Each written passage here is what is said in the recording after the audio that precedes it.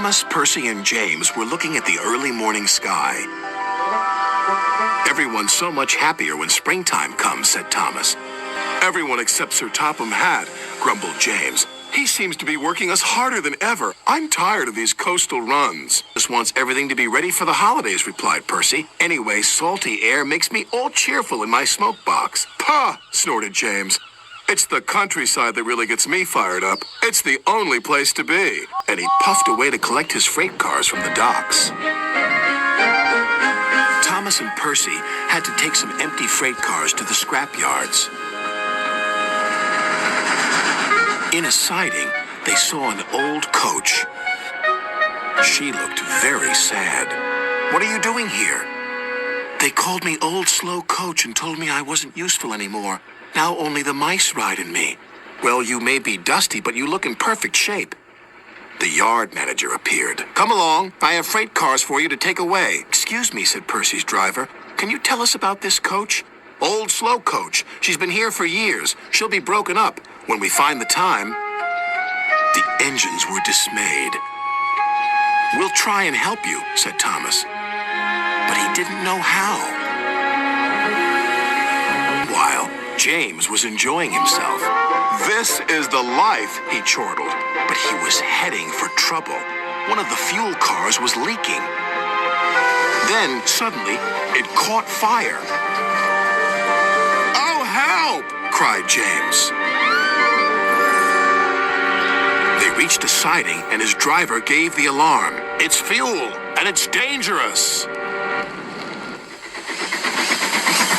As Thomas and Percy approached the junction, they saw the smoke and a guard waving a red flag. "Sparks from James's funnel have set the cars ablaze," he called. "The fire is under control, but it's quite a mess."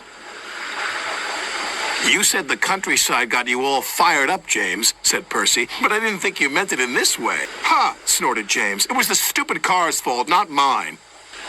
"It's safe to proceed now," called a fireman. Thomas and Percy now felt sorry for James. It wasn't long before they reached the station.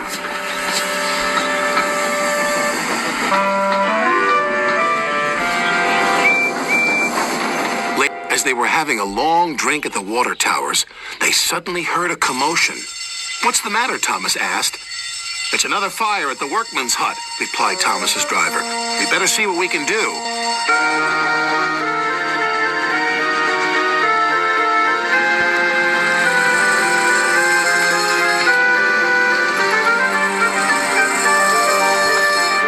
The fire engines had a big problem.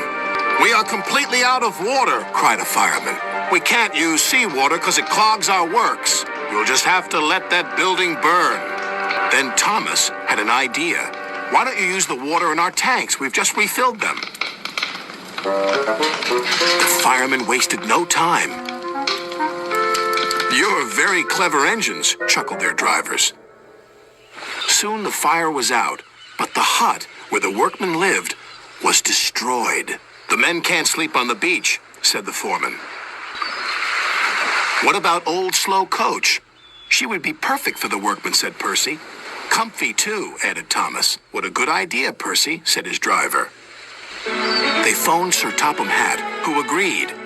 "She'll be spick and span by the time you collect her." And she was, and very happy, too. "I can't thank you enough. I feel splendid." The engines buffered up to her, and she set off happily for her new home. Everyone agreed there was nothing old or slow about Coach, and she will always be really useful indeed.